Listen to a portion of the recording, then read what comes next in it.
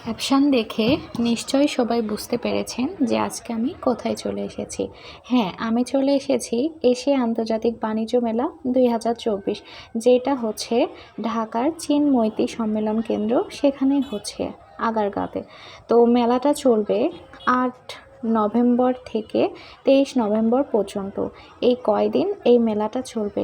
তো যাই হোক, আমরা আজকে চলে এসেছি বিকালবেলা গুটি গুটি পা পা করতে করতে মেলাতে।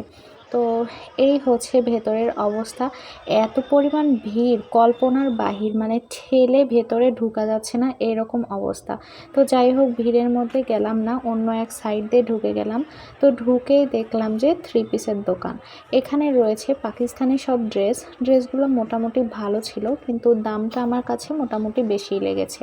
তো এইগুলা হচ্ছে আপনারা একটু কম বাজেটের মধ্যে ঢাকা নিউ মার্কেট বা গাউসিয়াতে পেয়ে যাবেন। তারপরে চলে আসলাম এখানে মেলামাইনের একটা দোকানে। তো এখানে বিভিন্ন রকমের ঘর সাজানোর জিনিস ছিল, মানে নিত্য প্রয়োজনীয় যেগুলো জিনিস। আর মেয়েদের যে এখানে আটকাই, সেখানে দেখুন এত পরিমাণ ভিড়। আর এখানে এই আংটিগুলা যাই নেবেন 50 টাকা। তো সেই দিক থেকে আবার চলে আসলাম শাড়ির দিকে।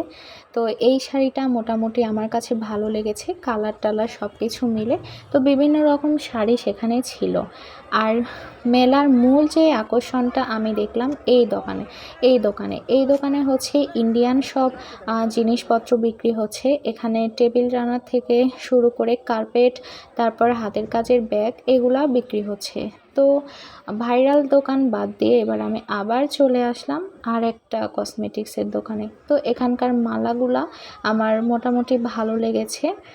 যাই হোক, তো সব কিছুই দেখতে হবে, ঘর সাজানোর জিনিস দেখবো না তা তো হয় না।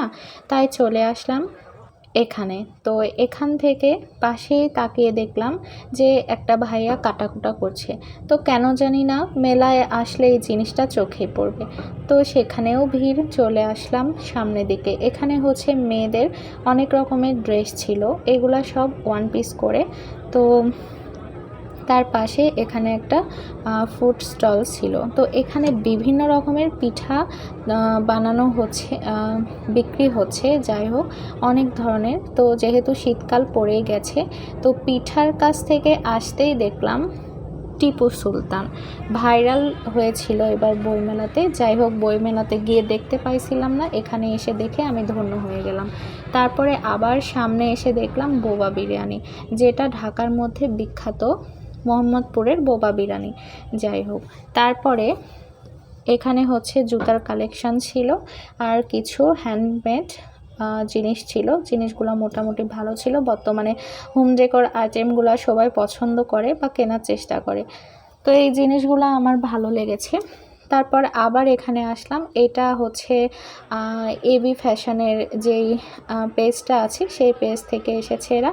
আর মেলার যেই জিনিসটা আমি খেয়াল করে দেখেছি সেটা হচ্ছে আপনার স্যান্ডেলগুলা। তো এরকম স্যান্ডেল থাকে। এরপরে মেলা থেকে বের হয়ে আমরা চীন মৈত্রী সম্মেলন কেন্দ্র যে ভেতরে জায়গাটা আছে সেখানে দেখতে চলে আসলাম। তো এটা নাকি সবসময় খোলা থাকে না, মেলা উপলক্ষে খোলা ছিল। আজকের মতো এখানেই বিদায় নিচ্ছি।